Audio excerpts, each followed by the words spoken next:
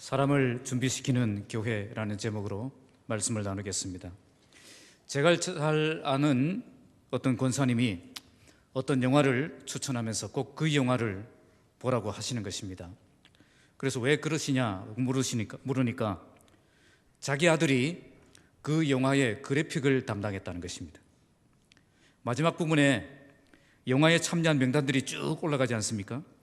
그때에 자기 아들 이름이 나오니까 꼭 그 영화를 보라는 것입니다. 그래서 일부러 그 영화를 보러 갔습니다.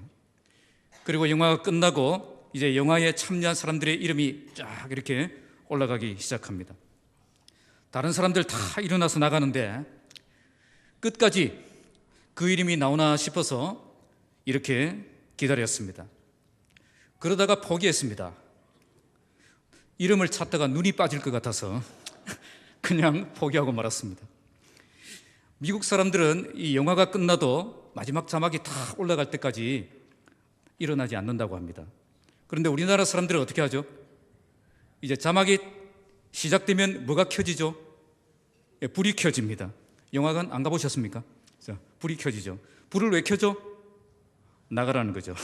자, 그만큼 우리나라 사람들은 이름만 지루하게 나오는 그 부분을 견디지를 못하고 이렇게 그냥 나가버린다는 것입니다.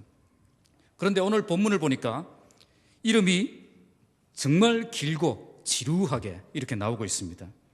성경을 이렇게 많이 읽으신 분들도 이런 부분이 나오면 그냥 생각을 비우고 이제 눈으로만 따라 읽는 경우가 많습니다.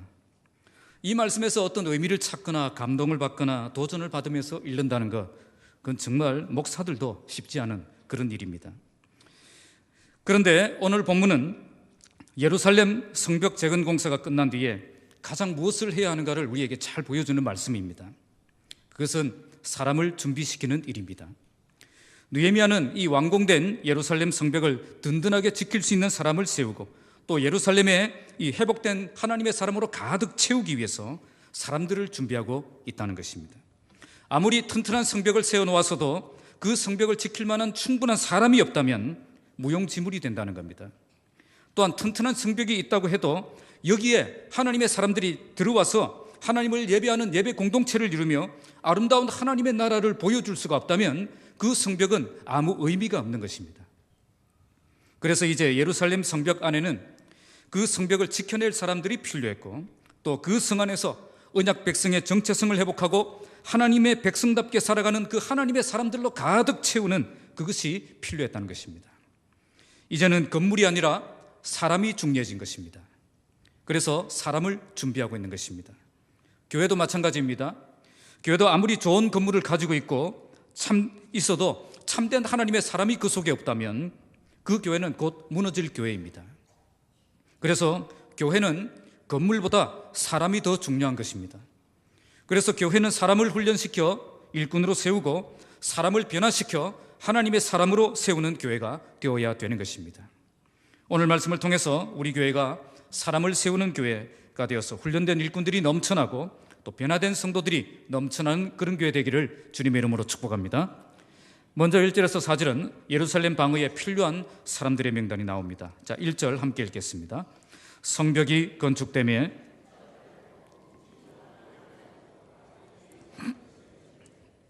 자, 본문은 성벽이 건축되며 문짝을 달았다라고 말씀합니다. 이제 예루살렘 성벽 재건 공사가 완전히 완공이 되었다는 겁니다. 사실 이 공사는 시작할 때까지만 해도 불가능하게만 여겨졌던 공사였습니다. 게다가 엄청난 도전과 위협이 있었습니다. 그러나 이 모든 장벽들을 뛰어넘고 52일 만에 이 모든 꿈을 이루게 된 것입니다. 아마 대부분의 국민들은 기쁨과 감격에 사로잡혀 있었을 것입니다. 지금까지 쉽지 않은 길을 걸어왔기 때문에 더욱 감격의 눈물을 흘렸을 것입니다. 이제 예루살렘 성전도 세워졌고 성벽도 완공되었으니까 이제 하나님의 나라가 부강한 나라로 든든히 세워질 것을 기대하며 하나님께 영광의 찬송을 돌렸을 것입니다.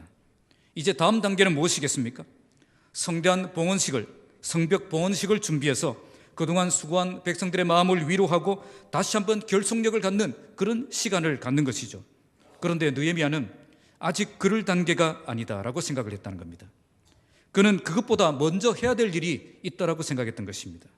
그것이 무엇일까요? 바로 예루살렘 성벽을 든든하게 지킬 수 있는 사람을 세우는 것입니다.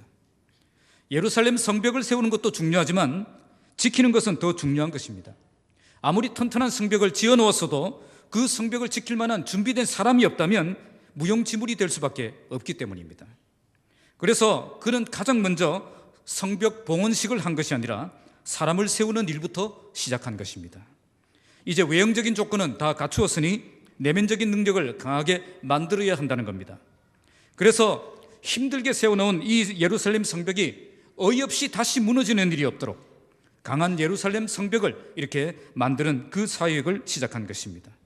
그래서 느헤미야는 가장 먼저 성벽을 지키는 사람들을 세웁니다. 본문에 느헤미야는 문지기와 노래하는 자들과 레위 사람들을 세웠습니다. 본래 이 사람들은 레위 지파로서 성전에서 예배를 위해서 봉사하던 사람들입니다. 문지기도 성문을 지키는 사람이 아니라 성전문을 지키는 사람들입니다. 느헤미야는 이 사람들을 세워서 예루살렘 성문을 지키게 했던 것입니다. 성전에서 예배를 위해 사역하던 그 사람들을 동원해서 성문을 지키는 일에 투입했던 것입니다. 이걸 통해 느헤미야는 예루살렘 성전을 지키는 것이, 성벽을 지키는 것이 예루살렘 성전에서 거룩한 사역을 하는 것만큼 중요한 사역임을 백성들에게 보여주고 있던 것입니다. 자, 2절 함께 읽겠습니다. 시작. 내 아우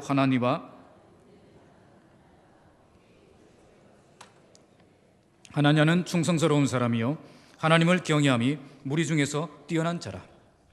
성문을 지키는 사람을 세운 후에 이제는 예루살렘을 다스릴 모범적인 인물을 성장합니다. 그는 예루살렘을 다스릴 사람으로 자기 동생 하나니와 영문의 관원이었던 하나냐를 세웁니다. 그들을 세운 이유가 본문에 나옵니다. 그는 충성스러운 사람이고 하나님을 경외함이 무리 중에서 뛰어난 사람이다 라고 말씀합니다. 그의 동생 하나니는 페르시아에 있는 느헤미야까지 몇 달을 걸려 달려와서 예루살렘 소식을 알려준 사람입니다. 그의 동생을 만나므로 느헤미야는 자신의 사명을 발견하고 이 사역에 뛰어들었던 것입니다. 또한 영문은 사마리아와 인접한 북쪽 성문으로 전략상 굉장히 중요한 곳입니다. 여기에 관원으로 있었다는 것은 그가 굉장히 유능한 사람이었다는 것을 우리에게 보여줍니다. 무엇보다도 그는 충성된 사람이었고 하나님을 경외하는 사람이었습니다. 충성스럽다는 말은 진실하다는 뜻입니다. 당시 이스라엘 내부에는 대적들과 내통하며 거짓된 정보를 흘리는 그런 고위층 관계자들이 있었습니다. 이런 시대에 그는 그들과는 다른 정말 믿을 수 있는 그런 충성된 사람을 세우는 것이 필요했던 것입니다. 또한 그는 참되게 하나님을 경외하는 사람이었습니다. 이것은 그가 하나님을 경외함으로 깊은 확신 가운데 살아가는 사람이었음을 보여줍니다. 정말 하나님을 두려워하는 사람은 은밀한 가운데 보시는 그 하나님 앞에서 살아가는 사람입니다. 코람데오 정신을 가지고 언제나 진실하게 사역할 수 있는 사람인 것입니다. 이제 예루살렘 성벽을 든든하게 지키기 위해서는 이런 사람들이 필요했다는 겁니다. 아무리 든든한 성벽을 쌓아놓았다고 해도 지키는 사람이 믿을 수 없는 사람이라면 아무 소용이 없기 때문입니다. 여러분 만리장성 아시죠? 모릅니까? 만리장성은 역사적으로 4번의 큰 침공을 받았다고 합니다. 그런데 그때마다 만리장성은 이 뇌물에 매수된 그 사람에 의해서 쉽게 성문을 열어줬다고 합니다. 만리장성 그렇게 힘들게 쌓아놓으면 뭐합니까? 문을 활짝 열어줘 버리는데요. 이처럼 아무리 튼튼한 성벽을 쌓아놓아도 믿을 수 없는 사람이 지키고 있으면 그 성벽은 있으나마나한 것입니다. 정말 성벽을 든든하게 지켜내려면 그만큼 든든한 믿음의 사람이 지키고 있어야 되는 것입니다. 자, 3절 함께 읽겠습니다. 시작. 내가 그들에게 이르기를 아직 파수할 때에 곧 문을 닫고 빗장을 지르며 또 예루살렘 주민이 각각 자기가 지키는 곳에서 파수하되 자기 집 맞은편을 지키게 하라 하였노니. 느헤미야는 성문을 지키는 사람을 세우고 예루살렘 다스리는 사람을 세운 후에 그들에게 행동 지침을 알려줍니다. 그는 사람만 세우고 내버려 두는 그런 지도자가 아니었습니다. 그는 사람을 세운 후에 분명한 방향을 제시하고 분명한 사역을 할 수 있도록 이끌어주는 지도자였던 것입니다. 여기서 그는 2가지를 지시합니다. 하나는 성문을 단속하는 일과 또 다른 하나는 예루살렘 거민을 조직해서 성을 파수하는 것입니다. 성문을 단속하는 일은 1절에 나오는 레위인들이 해야 될 사역이었고 예루살렘 거민을 조직해서 성을 파수하는 일은 2절에 나오는 이 2사람이 맡아서 해야 될 사역이었습니다. 먼저 해가 높이 뜨기 전에는 예루살렘 성문을 열지 말라. 당시 대부분의 나라는 새벽이 되면 성문을 열었습니다. 그러나 현재 예루살렘 성은 주민이 매우 적기 때문에 혹시라도 새벽에 기습을 받으면 돌이킬 수 없는 상황이 발생할 수 있습니다. 그래서 해가 높이 뜬 후에 문을 열어야 한다고 지시합니다. 그리고 예루살렘 주민이 각자 자기가 지키는 곳에서 파수할 것을 명령합니다. 특히 자기 집 맞은편을 지키게 하라고 명령합니다. 전략적으로 중요한 것은 공동으로 지키고 자기 집 근처는 자기가 지키라는 겁니다. 모든 사람들이 자신의 능력에 맞는 임무를 맡아서 예루살렘 성벽을 지키는 일에 투입되었던 것입니다. 자, 4절 함께 읽겠습니다. 시작. 그 성읍은 광대하고, 자, 느헤미야가 이렇게 할 수밖에 없었던 이유가 나옵니다. 예루살렘 성벽은 광대하고 그 주민은 적고 가옥은 미처 건축되지 못했다. 그러니까 예루살렘 지금 형편은 성벽이 파괴되어서 그동안 많은 대적들로부터 수많은 침략을 당했기 때문에 많은 사람들이 떠나고 없는 그런 유령 도시와 같은 그런 존재였다는 거죠. 본래 바벨론 포로에서 돌아온 사람들은 가장 먼저 성전을 건축했습니다. 그들은 성전을 건축한 뒤에 예루살렘 성에 정착해서 살았습니다. 그런데 아직 성벽이 없었기 때문에 그들은 계속 주변 나라로부터 약탈을, 능욕을 당해왔다는 겁니다. 여기서 아무리 정착해서 살고 싶어도 도무지 여기서는 살 수 없는 그런 상황이었다는 겁니다. 그래서 많은 사람들이 예루살렘을 떠났습니다. 많은 사람들이 예루살렘보다 비교적 안전한 다른 도시로 이주해서 떠나서 살고 있었던 것입니다. 그래서 결국 예루살렘 주민은 적을 수밖에 없었고 집도 건축되지 못한 그런 상태였다는 것입니다. 이런 상황에서는 예루살렘 성벽을 지켜낼 만한 사람들이 턱없이 부족할 수밖에 없습니다. 그래서 이제 중요한 것은 성벽이 아니라 성벽을 지켜낼 만한 사람을 세우는 것이 중요한 것입니다. 성벽만 든든하게 지킨다고 안전한 나라가 되는 것이 아닙니다. 우리가 세운 이 성벽을 든든하게 지킬 수 없다면 대적들이 언제 들어와서 이 성을 빼앗아갈 수도 모르기 때문에 그렇습니다. 예루살렘 성벽을 재건하는 것은 일종의 부흥을 경험한 것입니다. 하나님의 능력을 경험한 것이고 하나님의 역사를 경험한 것이고 또 하나님의 기적을 경험한 것입니다. 그러나 하나님의 부흥을 경험하는 것보다 더 중요한 것은 우리가 경험한 그 부흥을 대적들에게 빼앗기지 않고 잘 지켜내는 것입니다. 그런데 지금까지 교회사를 보면 하나님께서 많은 부흥을 일으켜 주셨습니다. 초대교회에서는 예루살렘 교회에 또 이 소아시아 지역에 부흥의 역사가 있었습니다. 19세기 말에는 영국과 미국에 부흥의 역사가 있었습니다. 20세기 초에는 이 한국 땅에 이렇게 놀라운 부흥의 역사가 있었습니다. 그러나 그 부흥을 간직하고 지켜낸 교회는 지금까지 없었습니다. 초대교회 시절 부흥을 경험했던 소아시아 지역, 지금 거기에는 이슬람이 차지하고 있습니다. 미국과 영국의 교회는 이미 무너졌고요. 한국의 교회도 지금 서서히 힘을 잃고 무너져 가고 있습니다. 그러니까 어떤 교회도 하나님이 주신 부흥을 끝까지 지켜낸 교회는 없었다는 겁니다. 왜 이렇게 되었겠습니까? 성벽을 재건하는 것보다 더 중요한 것은 성벽을 지켜내는 일임을 몰랐다는 것입니다. 하나님의 부흥을 경험하는 것보다 더 중요한 것은 그 부흥을 간직하는 것입니다. 부흥을 경험한 그 흥분에 사로잡혀서 이 부흥을 지키기 위해서 무엇을 해야 되는가를 몰랐다는 거죠. 느헤미야가 지금 왜 성벽 봉헌식 또 저 뒤에 12장 27절에 성벽 봉헌식을 시작합니다. 그 뒤까지 미루고 지금 이렇게 사람을 준비하고 있겠습니까? 하나님이 주신 그 부흥을 지켜내기 위해서 이렇게 하고 있는 것입니다. 아무리 예루살렘 성벽이 든든하게 지켜졌다고 해도 이 성벽을 지켜낼 만한 사람이 없다면 그 성벽은 다시 무너질 것이 뻔하기 때문입니다. 그래서 교회는 건물이 중요한 것이 아니라 사람이 중요한 것입니다. 교회는 건물이 지켜주는 것이 아니라 사람이 지켜주는 것입니다. 그래서 교회의 생명은 사람을 어떻게 일꾼으로 준비시키고 세우느냐에 그 사활이 달려있다는 것입니다. 교회에 사람이 없다면 그 교회는 이미 죽어가고 있는 교회입니다. 느헤미야는 이제 성벽은 재건되었지만 성벽을 지켜낼 만한 충분한 사람이 없다는 것을 발견한 것입니다. 그래서 그는 성벽을 완공한 그 흥분을 가라앉히고 침착하게 사람을 세우는 일을 먼저 시작했다는 것입니다. 가장 중요한 일은 사람을 세우는 일임을 그는 분명히 알았기 때문입니다. 어떤 사람을 일꾼으로 세웠습니까?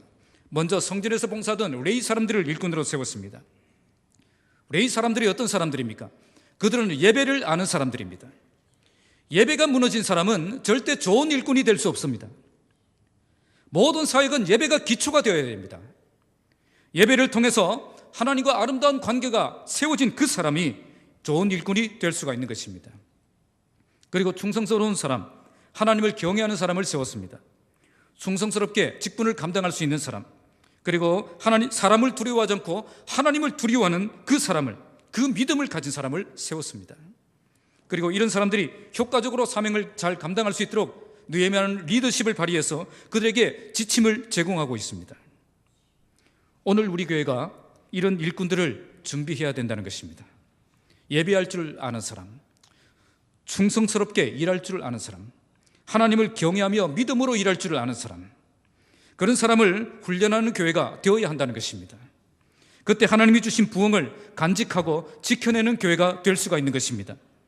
어떤 교회가 좋은 교회입니까? 지금 좋은 교회가 아니라 앞으로 더욱 좋아질 교회가 좋은 교회인 것입니다. 주님 오시는 그날까지 무너지지 않고 든든히 설 수 있는 그 교회가 좋은 교회입니다. 그러기 위해서 우리 교회도 사람을 세우는 교회가 되어야 됩니다. 사람을 훈련시켜 일꾼으로 세우는 교회가 좋은 교회입니다. 교회는 돈이 없어서 무너지는 것이 아니라 사람이 없어서 무너지는 것입니다. 모든 사람이 느헤미야처럼 일할 수는 없습니다. 그러나 레이지파 사람들처럼, 하나냐처럼 성벽을 파수하던 모든 주민들처럼 하나님의 나라가 든든히 설 수 있도록 지도자와 협력해서 함께 일할 수 있다는 것입니다. 오늘 저와 여러분이 그 한 사람이 되시길 바랍니다. 그래서 우리 교회가 그 한 사람을 훈련시키고 준비시키는 교회가 되길 바랍니다. 그래서 우리 교회가 일꾼이 부족한 교회가 아니라 일꾼이 넘쳐나는 교회가 되길 바랍니다. 곳곳에서 하나님의 사람들이 일어나서 헌신하는 교회가 되기를 주님의 이름으로 축복합니다. 5절에서 65절까지는 이제 예루살렘 회복에 필요한 사람들이 나오고 있습니다. 5절 함께 읽겠습니다. 내 하나님이 내 마음을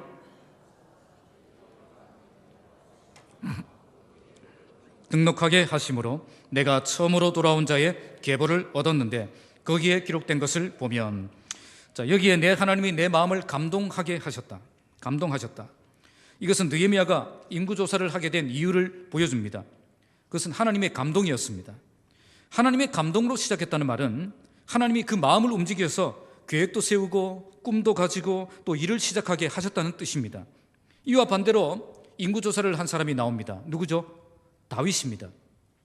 다윗은 누구의 충동을 받았죠? 사탄의 충동을 받아서 교만한 생각으로 인구조사를 시작했습니다.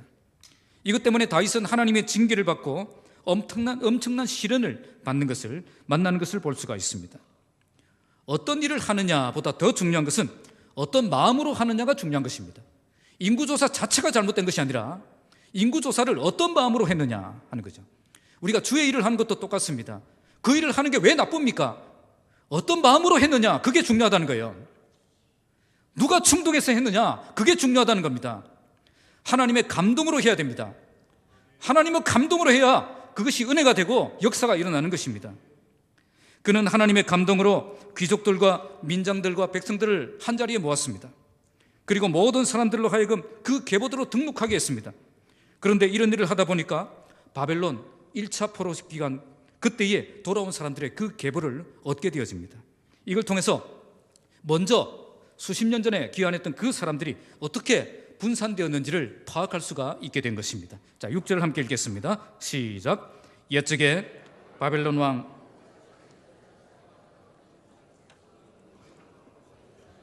유다에 돌아와 각기 자기들의 성읍에 이른 자들 곧, 이제 느헤미야는 처음 이 땅에 정착했던 사람들이 어떤 사람들이었는가를 알 수 있게 되었습니다.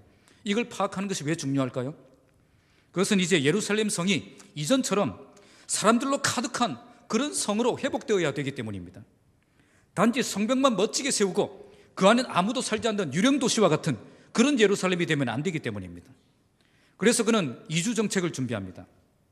예루살렘을 떠나서 다른 지역으로 갔던 사람들, 그 사람들을 파악해서 다시 예루살렘으로 돌아오게 하는 그 작업을 시작한 것입니다. 이걸 통해 느헤미야 11장 뒤에 11장 1절을 보시면 그 흩어진 사람들 중에서 10분의 1을 제비 뽑아서 예루살렘에 와서 정착하게 하는 것을 볼 수가 있습니다. 이렇게 하는 목적이 뭘까요? 바로 예루살렘을 흥왕하게 하는 그 일을 하기 위한 것입니다. 예루살렘은 단지 대적들의 공격을 막는 그 정도 수준에서 머물면 안 되는 것입니다.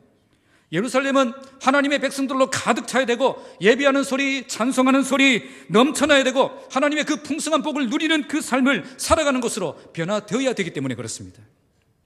느헤미야가 이 땅에 왜 왔습니까? 느헤미야 2장 10절에 보시면 그는 이스라엘 자손을 흥왕하게 하기 위해서 이 땅에 왔다고 했습니다. 그래서 그는 예루살렘 성벽을 완공하는 것으로 만족할 수 없습니다. 이제 성벽 완공했으니까 나는 떠난다, 그렇게 할 수 없다는 거예요. 예루살렘에 하나님의 사람들이 가득 차야 되고, 예배하는 소리가 가득해야 되고, 풍성한 복을 누리는 그 모습을 보여주는 그 성으로 변화되어야 한다는 겁니다. 그래서 그는 꼼꼼하게 초기부터 바벨론으로부터 돌아온 사람들을 조사하기 시작했던 것입니다. 오늘 본문의 자료는 에스라 2장에 나오는 그 내용과 거의 동일합니다. 그런데 몇 명의 이름에 조금 차이가 나고 숫자도 좀 차이가 납니다. 이것은 수십 년 전의 자료이기 때문에 변동사항이 발생할 수 있는 것이기 때문에 일어난 문제입니다. 교회도 매년 요람을 만들면 작년 자료와 올해 자료가 같습니까, 다릅니까?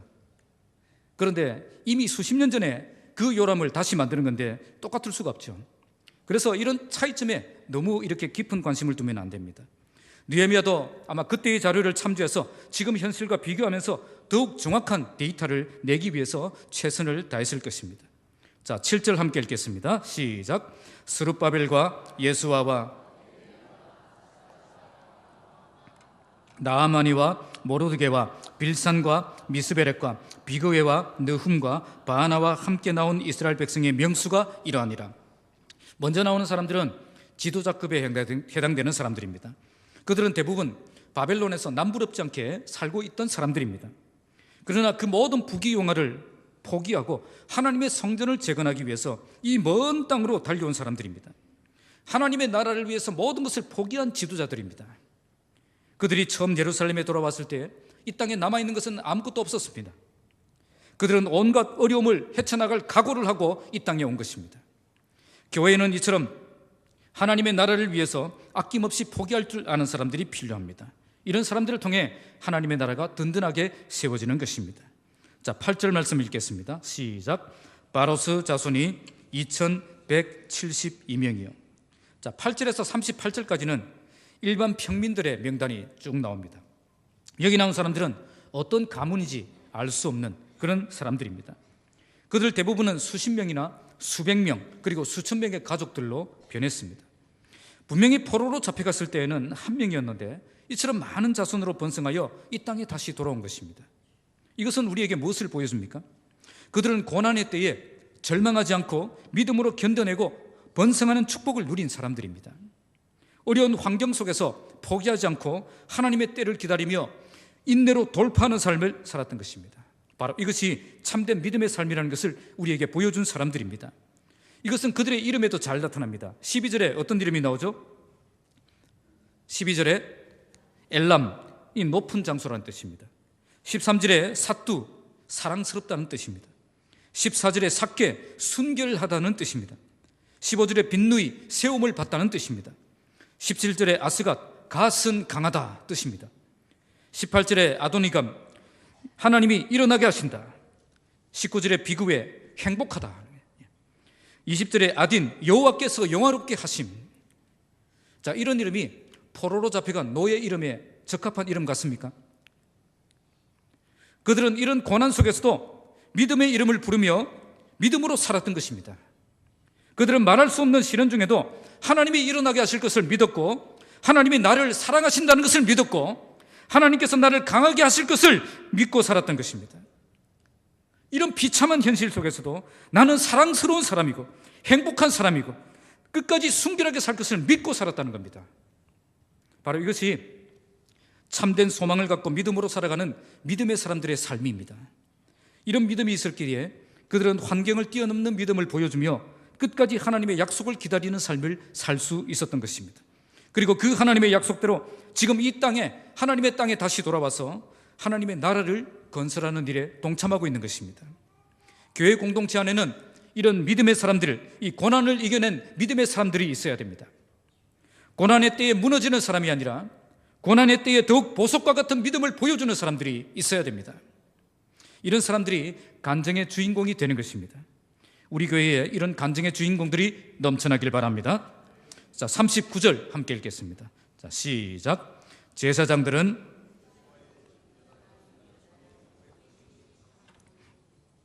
자, 39절에서 42절까지는 제사장들의 그런 가문의 수가 나옵니다. 여기에 여다야 자손, 임멜 자손, 바스울 자손, 하림 자손 4개의 자손이 나오는데요. 총 합하면 4,289명입니다.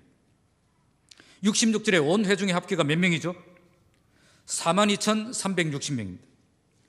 이것은 제사장의 숫자가 전체 회중의 10분의 1이 해당한다는 것을 알 수가 있습니다.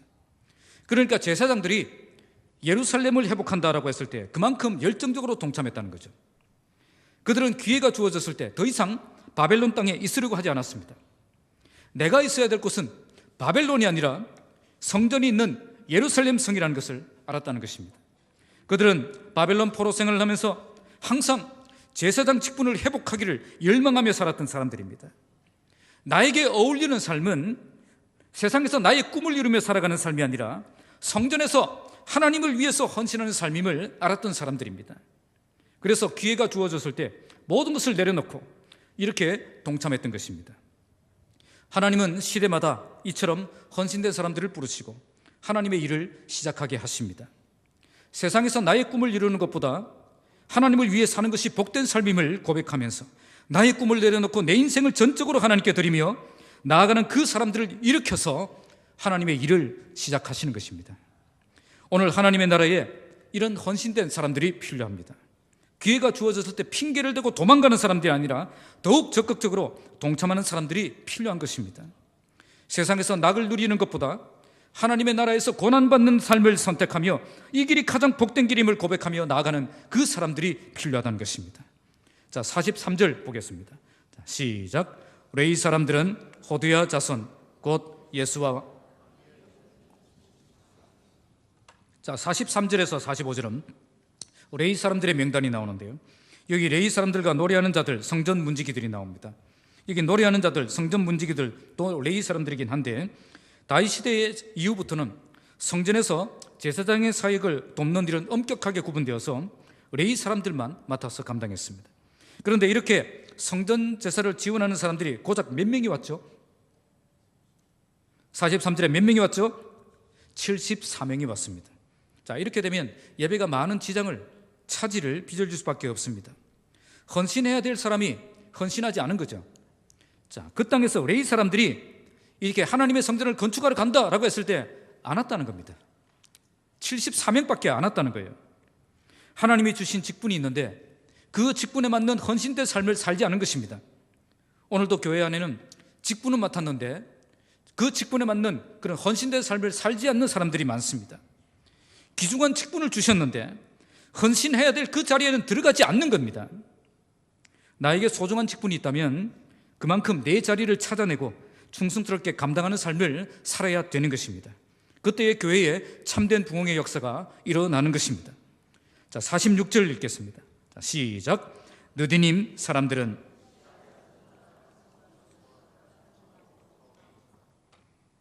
46절에서 60절까지는 느디님 사람들과 솔로몬 신하의 자손들이 나옵니다.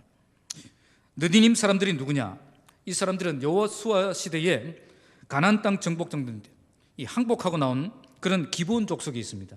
그 기브온 족속이 이제 그 후손들이 어떻게 살았느냐? 주로 성전에서 노예가 되어서 성전에서 물을 깃고 나무를 패고 그렇게 평생 성전의 노예로 살아갔던 사람들입니다.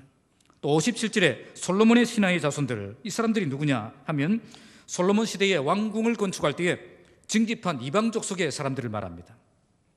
이들도 역시 전쟁 포로였습니다.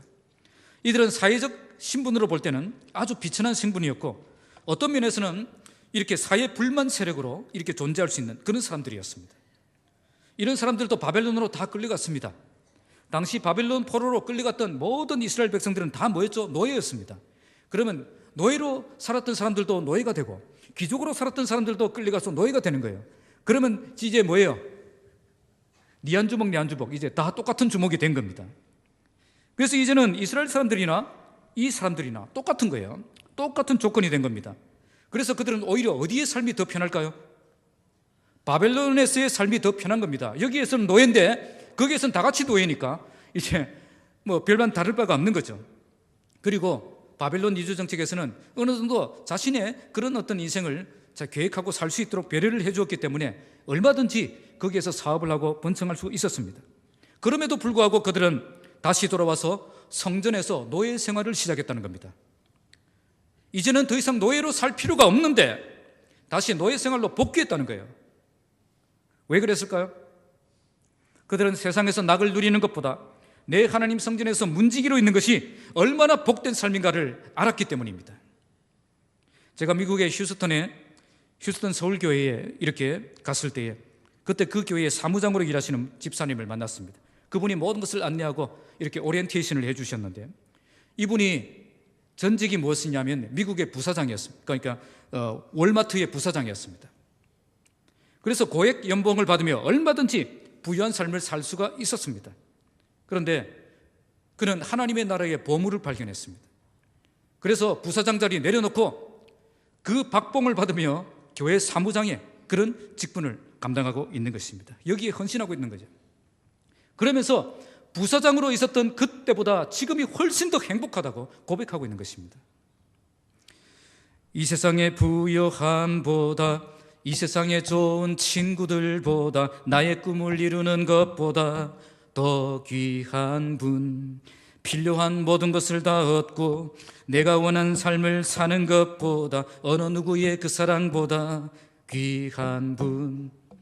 예전에는 이 노래도 박자 잘 맞췄는데 이제 연세가 들어서 그런가 이 박자를 못 맞추겠네. 이런 노래 이제 부르기도 힘듭니다.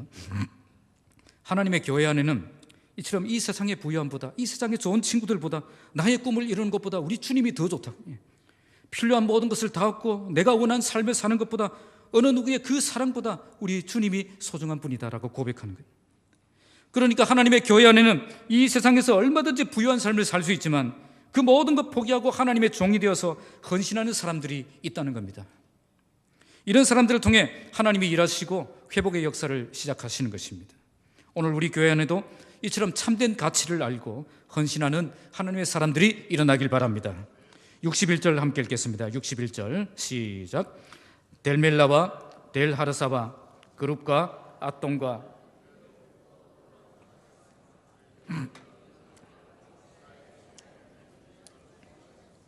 자, 61절부터 65절까지는 정체가 불분명한 사람입니다. 네 정체가 뭐냐?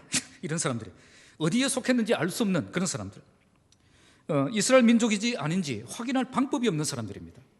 그들에겐 정말 이스라엘 백성이라는 것을 증명할 만한 그런 객관적인 증거가 없었다는 거죠. 이런 증거가 없었기 때문에 그들은 하나님의 백성으로 인정할 수가 없었던 것입니다. 이처럼 오늘 교회 안에도 이런 사람들이 있습니다. 정체가 불분명한 사람들이 있다는 거죠. 정말 하나님의 자녀라는 분명한 증거가 없는 사람들이 있다는 겁니다. 그럼에도 불구하고 교회에 등록하고 열심히 교회는 다니고 있습니다. 그래서 자기도 하나님의 자녀라고 착각하고 있는 거죠. 구원받은 증거가 없는데 구원받은 사람이라고 착각하고 있는 것입니다. 그래서 우리 교회가 뭘 하고 있죠? 예수 영접 모임을 하는 것입니다. 예수 영접 모임을 해보면 몇 대째 모태 신앙으로 자라온 사람들 중에도 내 안에 예수가 없는 사람들이 있습니다. 교회 공동체 안에 불신자들이 있다는 겁니다. 이 사람들은 더 위험한 사람들이에요. 내가 구원받은 사람이라고 착각하고 있기 때문에, 안심하고 있기 때문에 더 위험한 사람들입니다. 교회에 등록해서 착실하게 출석하고 있다는 것이 구원받은 증거가 아닙니다. 정말 예수님을 구주로 믿고 영접해서 하나님의 자녀로 거듭나야 참된 구원의 백성이 되는 것입니다. 바로 이것이 객관적인 증거입니다. 이런 구원받은 증거 없이 그냥 교회만 출석하는 사람들이 교회 안에 많이 있다는 겁니다. 오늘 본문은 느헤미야가 예루살렘 도시를 하나님의 사람들로 가득 채우기 위해서 인구조사를 하는 장면들이 나옵니다. 여기에는 하나님의 나라를 위해서 내 모든 것 아낌없이 포기할 줄 아는 그런 지도자들도 있었고, 고난의 때에 무너지지 않고 보석과 같은 믿음을 보여주며 살아갔던 믿음의 사람들도 있었습니다. 또 하나님이 주신 직분을 감당하는 것이 가장 복된 삶임을 고백하며 가장 적극적으로 열정적으로 동참하는 사람들도 있었고, 직분은 받았지만 헌신하지 않는 사람들도 있었습니다. 반면에 충분히 세상에서 이렇게 부유한 삶을 살 수 있었지만 하나님의 나라와 복음을 위해서 가난한 삶을 선택한 사람들도 있었습니다. 그러나 그들 중에는 소속이 불분명한 그런 분명히 하지 못한 그런 가라지와 같은 사람들도 함께 섞여 있었습니다. 느헤미야가 지금 이 사람들을 왜 파악하고 있죠? 이제 예루살렘 성에 참된 하나님의 백성들이 모여서 정말 하나님을 예배하고 하나님을 경험하고 하나님의 복을 풍성히 누리는 그런 복된 그런 회복의 역사가 일어나야 되기 때문입니다.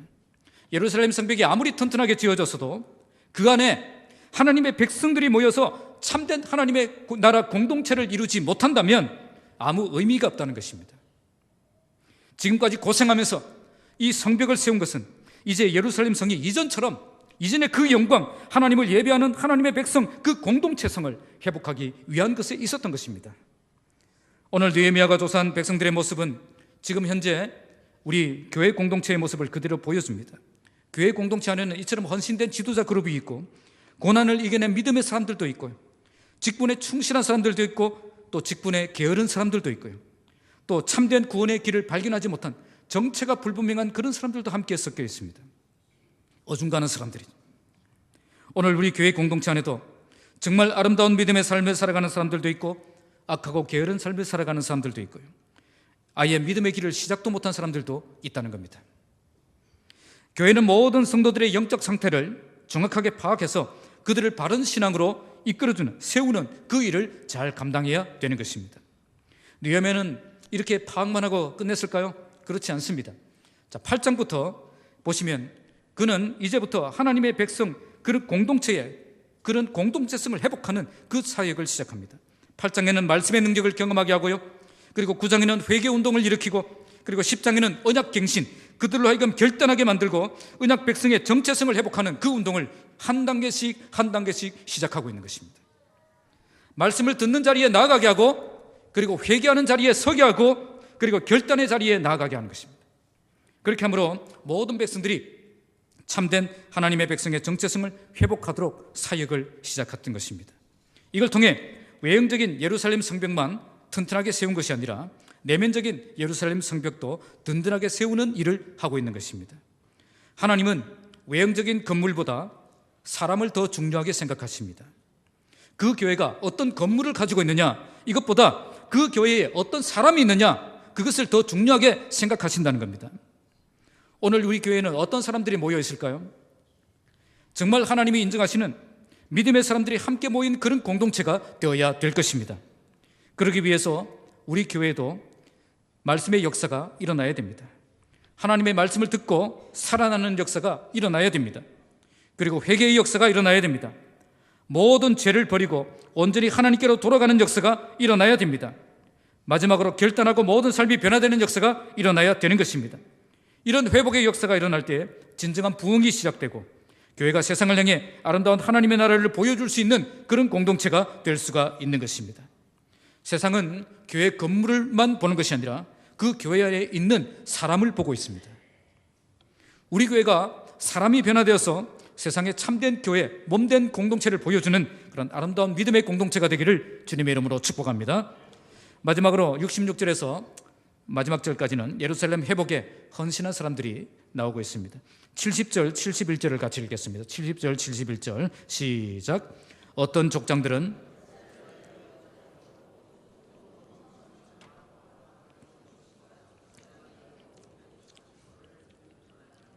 또 어떤 족장들은 금 2만 드라크마와 은 2200마네를 역사 곳간에 드렸고, 여기 나오는 헌신은 예루살렘 성벽 재건이 아니라 그때의 성전을 재건할 스룹바벨 시대에 성전 재건을 위해서 드린 헌신을 말합니다.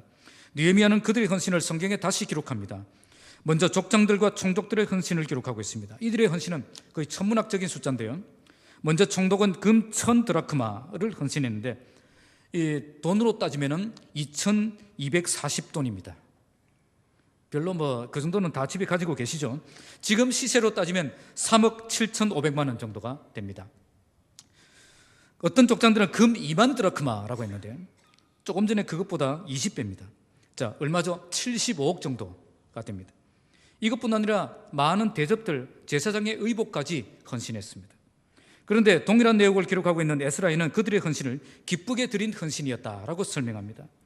원문의 뜻은 역량대로 했다는 거예요. 역량대로. 그러니까 자신의 능력에 맞게 헌신했다는 거예요. 그러니까 내 능력이 3억이면 3억을 헌신했고 내 능력이 75억이면 75억을 헌신했다는 거예요. 내 능력이 3억인데 저는 이렇게 하지 않았다는 거예요. 예. 내 능력이 75억인데 1억 이렇게 하지 않았다는 거예요. 사실 그들은 바벨론 포로로 잡혀가기 전에는 이런 삶을 살지 않았습니다. 성경은 그들이 어떤 삶을 살았느냐, 깊은 탄심에 사로잡혀서 백성들의 재산을 탈취하고 도적처럼 살았음을, 그들의 죄를 이 선지서를 보면 지적하고 있습니다. 그러나 그들은 바벨론 포로 생활을 통해서 하나님의 연단을 받고 징계를 받고 철저하게 회개하고 완전히 변화되어서 이제는 그들의 물질로 하나님을 위해 헌신하는 사람으로 변화되어서 돌아온 것입니다. 자, 72절 함께 읽겠습니다. 시작. 그 나머지 백성은